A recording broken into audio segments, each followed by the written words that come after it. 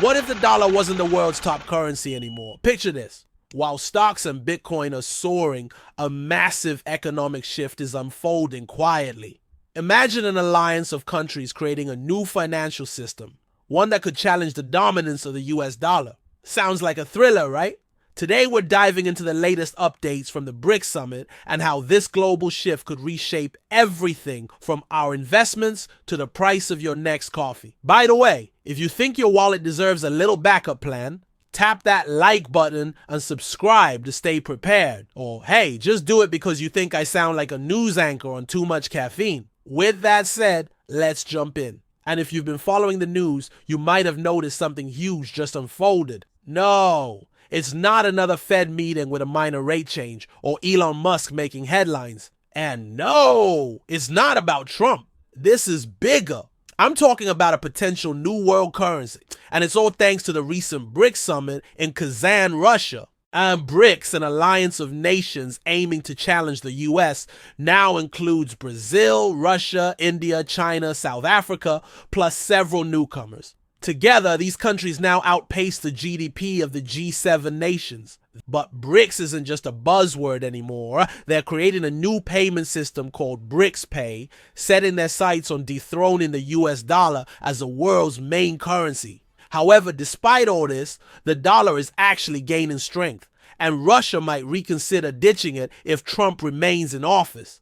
Today, I'll break down what was discussed at the BRICS summit, what it could mean for our investments, or how I'm adjusting my strategy, and I'll give you an updated look at my portfolio. So let's dive in.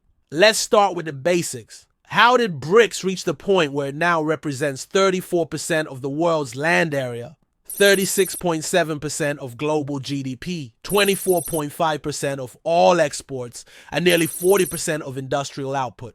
To answer this, we need to go back to the 1930s. During the Great Depression, America's economy was in a rough spot with unemployment at record highs. But World War II changed the game, kickstarting production and pulling the US out of recession. As the economy soared, the dollar became the global trade currency.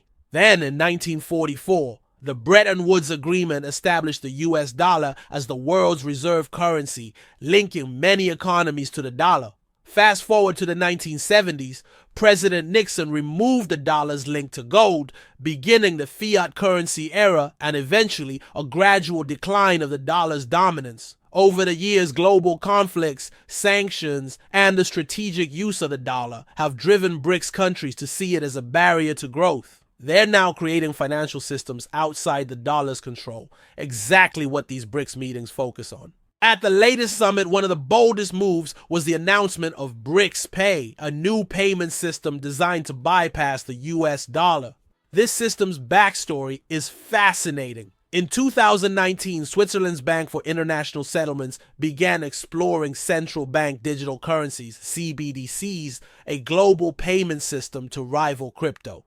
The project, called mBridge, was groundbreaking, even transferring billions internationally in seconds with minimal costs.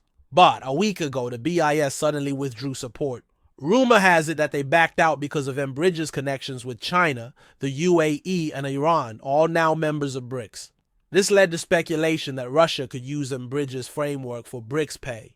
BRICS Pay isn't just like Apple Pay. It uses decentralized tech complete with QR-based payments for peer-to-peer transfers and a card system, symbolizing BRICS' goal to break free from Western financial systems by 2024. 4 new nations, Egypt, Ethiopia, Iran, and the UAE, have joined BRICS, each bringing resources that expand BRICS' influence across Africa, the Middle East, and Asia. Another key announcement was BRICS' plan to expand the new development bank, offering loans without strings attached to Western interests.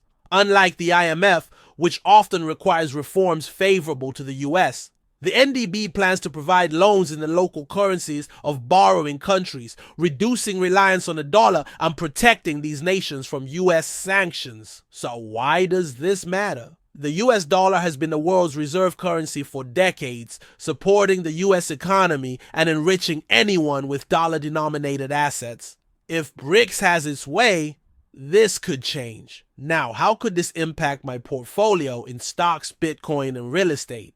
One thing is certain, investors don't love uncertainty. A rival financial system could create plenty of it, particularly if BRICS develops a commodities exchange independent of Wall Street's influence. If successful, the US may lose its grip on global commodity prices, similar to OPEC's control over oil. BRICS is becoming an attractive alliance for nations dissatisfied with Western policies, and countries like Turkey and Saudi Arabia might soon join.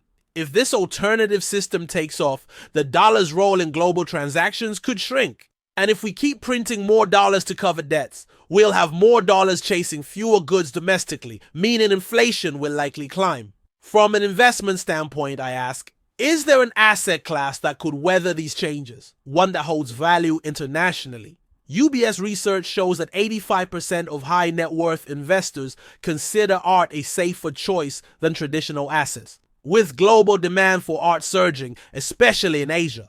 That's why I became an art investor with Masterworks, which allows people to invest in high-value art pieces like Basquiat and Picasso without needing millions up front. Aside from my art investments, here's how my portfolio breaks down. Remember, this is just my approach, not a recommendation for anyone else. Currently, 20% of my assets are in Bitcoin. While there are many reasons for Bitcoin's growth potential, here's my favorite. The global asset pool today stands at $900 trillion, or roughly $100 if we think on a smaller scale. Bonds and real estate take up the bulk, with gold barely at $1.78. Bitcoin, meanwhile, holds a mere 17 cents. If a small portion of assets shift into Bitcoin, its value could rise significantly. In a hypothetical 2045 scenario, if Bitcoin rises to just $7 of that $100 pool, it would be worth over $13 million per coin, with an annualized growth rate of around 28%. Could this be a stretch? Sure. But Bitcoin doesn't need hype. It just needs a small shift in global wealth to increase its value. And with the institutional support growing, a generation inheriting wealth may lean toward Bitcoin, viewing it as a high-performing asset they understand. If the US eventually holds Bitcoin as a strategic reserve, the impact would be enormous. Aside from Bitcoin, 20% of my portfolio is in the stock market, primarily in dividend stocks and VTI, which covers the US stock market. Another 20 to 25% is in cash, ready for any opportunity or downturn, while 20% is in real estate for stability. The rest, around 15%, is spread across collectibles, watches, and more art investments. In the end, if BRICS manages to pull off this alternative payment system and attracts more countries, the dollar could face serious competition. For now, staying invested globally is crucial because inflation affects asset prices too. This strategy may not be for everyone, but it's my way of preparing for a changing world. As always, I'd love to hear your thoughts in the comments. And if you enjoyed this breakdown, hit that like button, subscribe if you're new here, and I'll see you next week. Thanks for watching. Bye for now.